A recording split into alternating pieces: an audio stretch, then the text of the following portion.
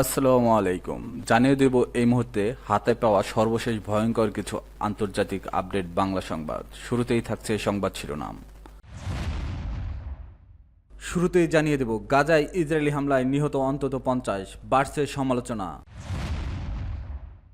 জানিয়ে দেব গাজায় অভিযান বন্ধে ইসরায়েলের উপর চাপ বৃদ্ধি ইউরোপের। এরপর রয়েছে আমরা গাজার মানুষকে অনাহারে থাকতে দিতে চাই না, বলেছেন ব্রিটিশ প্রধানমন্ত্রী। সর্বশেষ থাকছে সীমান্তের অতিরিক্ত সৈন্য প্রত্যাহার করছে ভারত পাকিস্তান। এখন শুনছিলেন সংবাদ শিরোনাম, এবার বিস্তারিত। প্রিয় দর্শক, আপনি যদি এই চ্যানেলে নতুন হয়ে থাকেন, ভিডিওটি দেখতে দেখতে চ্যানেলটি সাবস্ক্রাইব করে আমাদের সাথেই থাকুন। গাজায় ইসরায়েলি হামলায় নিহত অন্তত 50, বাড়ছে সমালোচনা। ইসরায়েলের ধারাবাহিক বিমান হামলায় মঙ্গলবার গাজা উপত্যকায় অন্তত 50 জন ফিলিস্তিনি নিহত হয়েছেন। আহত হয়েছেন আরও অনেকে। আন্তর্জাতিক চাপ ও মানবিক সহায়তা প্রবেশের আহ্বান উপেক্ষা করে এই অভিযান চালিয়েছে ইসরায়েলি বাহিনী। ব্রিটিশ বার্তা সংস্থা রয়টার্স এই খবর জানিয়েছে। গাজার বিভিন্ন স্থানে চালানো হামলায় নিহতদের মধ্যে নারী ও শিশুও রয়েছে বলে জানিয়েছে সেখানকার চিকিৎসকেরা। দক্ষিণ গাজার খান ইউনিস শহরে বাসিন্দাদের সোমবার উপকূলীয় এলাকায় সরে যেতে বলেছে ইসরায়েল। তবে এই অভিযান বিষয়ে কোনো মন্তব্য করেনি ইসরায়েলি সেনাবাহিনী। একটি স্কুলে আশ্রয় নেওয়া পরিবারগুলোর উপর চালানো হামলায় ধ্বংসস্তূপের নিচে পড়ে থাকা পোড়া কাপড়, একটি লাল খেলনা, ভাল্লুক সহ ব্যক্তিগত জিনিসপত্রের দৃশ্য উঠে এসেছে বার্তা সংস্থা রয়টার্সের প্রতিবেদনে।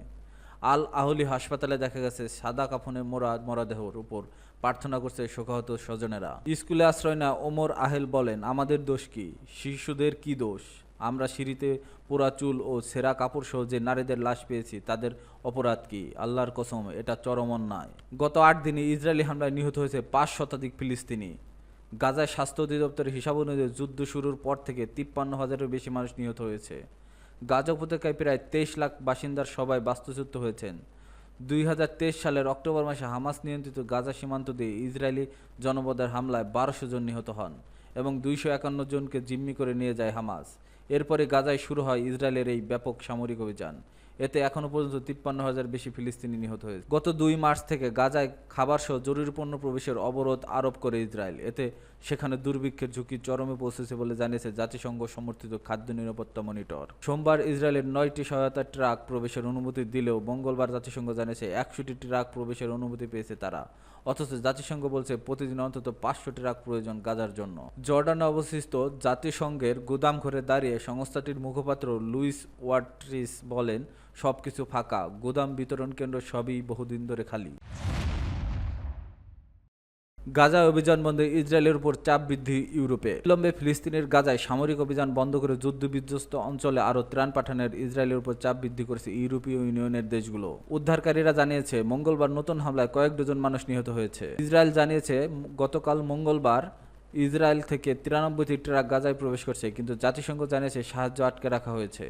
সোমবার জাতিসংঘ ঘোষণা করছে গত 2 মার্চ থেকে ইসরায়েলের সম্পূর্ণ অবরোধ আরোপের পর প্রথমবারের মতো সাহায্য পাঠানোর অনুমতি পেয়েছে, যার ফলে খাদ্য ও ঔষধের তীব্র ঘাটতি দেখা দিয়েছে। মানবিক সংকট আন্তর্জাতিক পর্যায়ে ক্ষোভের সৃষ্টি করছে। ইউরোপীয় ইউনিয়ন জানিয়েছে তারা অবরোধের বিষয়ে ইসরায়েলের সাথে তাদের বাণিজ্য সহযোগিতা চুক্তি পর্যালোচনা করবে। ইউরোপীয় ইউনিয়নের পররাষ্ট্রনীতি বিষয়ক প্রধান কাজা কালাস বলেছেন, 27টি সদস্য দেশের একাধিক সংখ্যাগরিষ্ঠ পররাষ্ট্রমন্ত্রী এই পদক্ষেপকে সমর্থন করেছেন। তিনি আরও বলেছেন, দেশগুলো মনে করে গাজার পরিস্থিতি অস্থির এবং আমরা যা চাই তা হলো মানবিক সাহায্য প্রবেশের পথ খুলে দেওয়া। সুইডেন জানিয়েছে তারা ইসরায়েলি মন্ত্রীদের বিরুদ্ধে নিষেধাজ্ঞা আরোপের জন্য ইইউকে চাপ দেবে।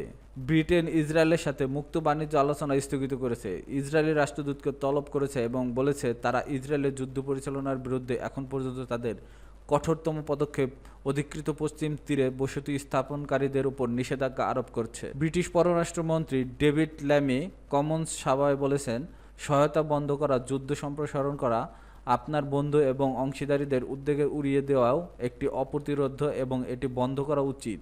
ইসরায়েলি পররাষ্ট্র মন্ত্রণালয়ের মুখপাত্র ওরেন মারমোরস্টাইন বলেছেন, ইইউ এর পদক্ষেপ ইসরায়েলের যে জটিল বাস্তবতার মুখোমুখি হচ্ছে তার সম্পূর্ণ ভুল বোঝাবুঝির পরিলক্ষিত হয়। ব্রিটেনের প্রতি প্রতিক্রিয়া জানিয়ে মারমোরস্টাইন বলেছেন, বাইরে চাপ ইসরায়েলকে তার অস্তিত্ব এবং নিরাপত্তা রক্ষা থেকে বিচ্যুত করবে না। ময়দা, শিশুর খাবার, ওষুধ, ফিলিস্তিনি ভূখণ্ডে বেসামরিক বিষয় তত্ত্বাবধানকারী ইসরায়েলি প্রতিরক্ষা। আমরা গাজার মানুষকে অনাহারে থাকতে দিতে পারি না, বলেছেন ব্রিটিশ প্রধানমন্ত্রী। যুক্তরাজ্যের প্রধানমন্ত্রী কায়ার স্টারমার বলেছেন, বোমা হামলার শিকার নিষ্পাপ শিশু দুর্ভোগের মাত্রা সম্পূর্ণ অসহনীয়। আমরা গাজার মানুষকে অনাহারে থাকতে দিতে পারি না।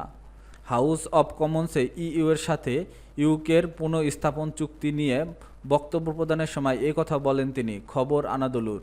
ইসরায়েলি সরকারের সাম্প্রতিক ঘোষণায় তারা গাজার কেবলমাত্র একটি নির্দিষ্ট পরিমাণ সাহায্যের অনুমতি দেবে। সে সম্পর্কে স্টারমার বলেন, এটি সম্পূর্ণ এবং সম্পূর্ণরূপে অপর্যাপ্ত।